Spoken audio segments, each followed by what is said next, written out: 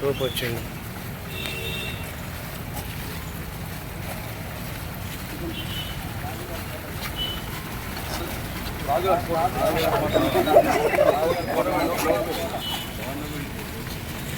Government అక్కడ కొనుక్కోదు కాదు కదా.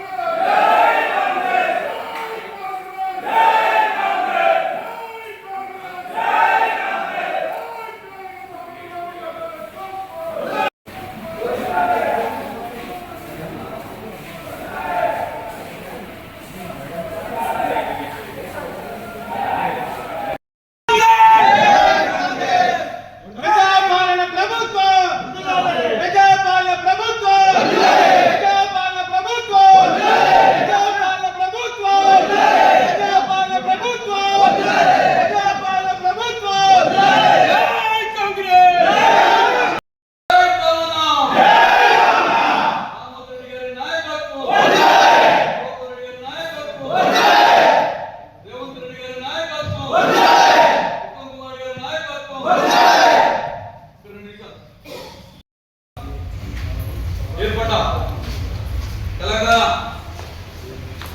ప్రభుత్వం అధికారం చేపట్టిన తర్వాత ఆనాటి ముఖ్యమంత్రి గౌరవ చంద్రశేఖరరావు గారు ఎమ్మెల్యేలందరూ కూడా స్థానికంగా అందుబాటులో ఉండాలి అని ఎమ్మెల్యేలకు నివాస గృహాలు కట్టించి ప్రతి నివాస గృహం కూడా ₹1 కోటి తక్కువ లేకుండా ఖర్చుతోటి కట్టేయడం జరిగింది. మంచి పరిణామమే. ఎందుకంటే నియోజక హెడ్ క్వార్టర్లో నెలవేళ అధికారం చేపట్టి దాదాపు 2 సంవత్సరాలు కావస్తుంది. 20 మాసాలు అవుతుంది. కానీ ఇక్కడ ఉన్న శాసనసభ్యుడు సోయి లేకుండా గౌరవ ముఖ్యమంత్రి గారి కుమ్మ కానీ ఫోటో కానీ, గౌరవ జిల్లా మంత్రి గారి ఫోటో, ఉత్తమ్ కుమార్ గారి ఫోటో కానీ, రేవంత్ రెడ్డి గారి ఫోటోలు చిత్రపటాలు పెట్టుకోకపోవడం, ఇక్కడ ప్రజా దర్బార్ నిర్వహించడం అనేది అది కరెక్ట్ కాదు అనేది తెలియపరుస్తాము. ఇది ప్రజల సొత్తు, ప్రజల ఆస్తి. ఇది ప్రభుత్వానికి సంబంధించిన ఆస్తి. దీన్ని ఆయన సొంతానికి వాడుకోవడానికి వీలేదు. అయినా గత ఎన్నికల్లో అధికారంలో ఉండి ఈ ఇల్లు ఖాళీ చేయకుండానే ప్రభుత్వంలో ఉండి కూడా ఎలక్షన్ కూడా ఆయన జరిపించడం జరిగింది. అంత చిత్తశుద్ధి లేదు. అలాంటి పనులు చేసిన అతను కనీసం ఇప్పటికైనా చూస్తా ఉన్నాం. 2 సంవత్సరాల కాలంలో కూడా మా ముఖ్యమంత్రి గారి ఫోటో, మా మంత్రి గారి ఫోటో ఎక్కడా లేదు. కాబట్టి ఆయనకు తెలియపరచాలి. ఆయన చేసిన తప్పిదం ఏంటంటే ఈ రాష్ట్ర ముఖ్యమంత్రి రేవంత్ రెడ్డి గారు, ఉత్తమ్ కుమార్ గారిని గౌరవించడం నేర్చుకోవాలి.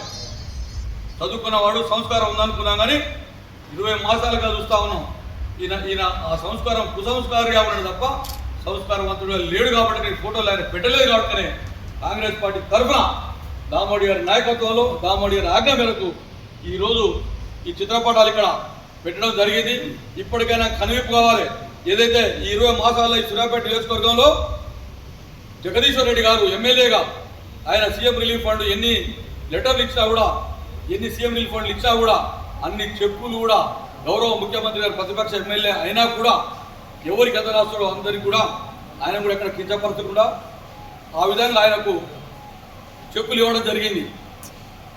జగదీశ్వర్ రెడ్డి గారు ఆయన నియోజకవర్గంలో ఈ చెక్కుల పంపిణీ కార్యక్రమంలో ఏ ముఖ్యమంత్రి సందేశం ఉంటుంది ఆ చెక్కుకు.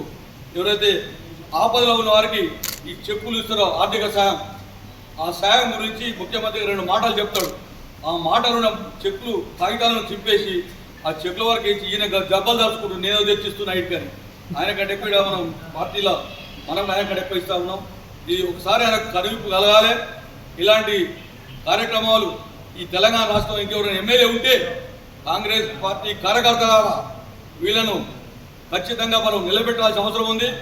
అక్కడ మన ముఖ్యమంత్రి కానీ ఆ జిల్లాకు సంబంధించిన మంత్రుల ఫోటోలు తప్పకుండా మనం పెట్టేయాలని చెప్పి మనమే పెట్టాలి. ఇది మన ఆస్తి. కాబట్టి కాంగ్రెస్ పార్టీ కార్యకర్తలకు ఇది పిలుపునిస్తా ఉన్నాను. జై రేవంత్ అన్న, జై ఉత్తమన్న, జై దామన్న,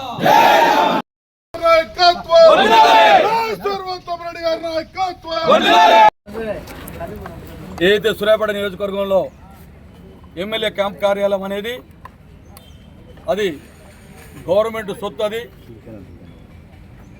దీంట్లో గౌరవ ముఖ్యమంత్రి గారి ఫోటో కానీ జిల్లా మంత్రి గారి ఫోటో కానీ లేకుండా ఇది కాంగ్రెస్, ఇది టీఆర్ఎస్ పార్టీ కార్యాలయం లెక్క దీన్ని నడిపిస్తూ ఉన్న జగదీశ్వర్ రెడ్డి గారికి ఇది కలువిపు కలగాలని ఆయన్ని చాలా మేధావి అని మాట్లాడుతూ ఉంటాడు. 3 సార్ల చట్టసభకు ఎన్నికై ఉండి కూడా ఈ ఇంగిత జ్ఞానం, ఈ సోయి మరిచిపోయి 20 మాసాలు అవుతున్నా కూడా పాత ముఖ్యమంత్రి ఫోటోను పెట్టుకోవడం జరిగింది. మేము అది వాటి జోలికి పోలేదు, వాటి ముట్టుకోలేదు. మేము మా ముఖ్యమంత్రి గారు, కాంగ్రెస్ పార్టీ ముఖ్యమంత్రి గారు రేవంత్ రెడ్డి గారి ఫోటో అయితేంది, జిల్లా మంత్రి ఉత్తమ్ కుమార్ గారి ఫోటో అయితేంది, ఈరోజు తెలంగాణ విలీన దినోత్సవం, ప్రజాపాలన దినోత్సవం సందర్భంగా ఈరోజు ఈ ఫోటో చిత్రపటాలు ఏర్పాటు చేయడం జరిగింది. కార్యకర్తలు అందరూ కూడా ఇక్కడికి మూకుమ్మడిగా కార్యకర్తలు రావడం జరిగింది. ఈ చిత్రపటాలు పెట్టి వారి కలువిపు కలగాలి. నేనేదో తెలివి కల్లోని నేను ఇట్లా ఉంటా అట్లా ఉంటా అనేదో పెద్ద పెద్ద మాటలు మాట్లాడతాడు. ఈ సోయి మరిచిపోయిండు. పెద్దలను గౌరవించడం నేర్చుకోవాలి. ప్రభుత్వంలో ఉన్న ముఖ్యమంత్రి గారిని గౌరవించడం నేర్చుకోవాలి. గౌరవ ముఖ్యమంత్రి గారు సీఎం చెక్కులు ఈయన ప్రతిపక్ష శాసనసభ్యుడైనా కూడా గతంలో ఉన్న కాంగ్రెస్ పార్టీ ప్రతిపక్షం ఉన్నప్పుడు ఏ ముఖ్యమంత్రి కూడా కాంగ్రెస్ పార్టీ ఎమ్మెల్యేలకు సహకరించే దాఖలాలు లేవు. ఈ ముఖ్యమంత్రి గారు ప్రతి ఒక్కరికి కూడా ఎమ్మెల్యే రికమెండ్ చేసిన ఈ అయితే సీఎం రిలీఫ్ ఫండ్లోనే అన్నిటికి కూడా సంతకాలు పెట్టి పంపించడం జరుగుతుంది.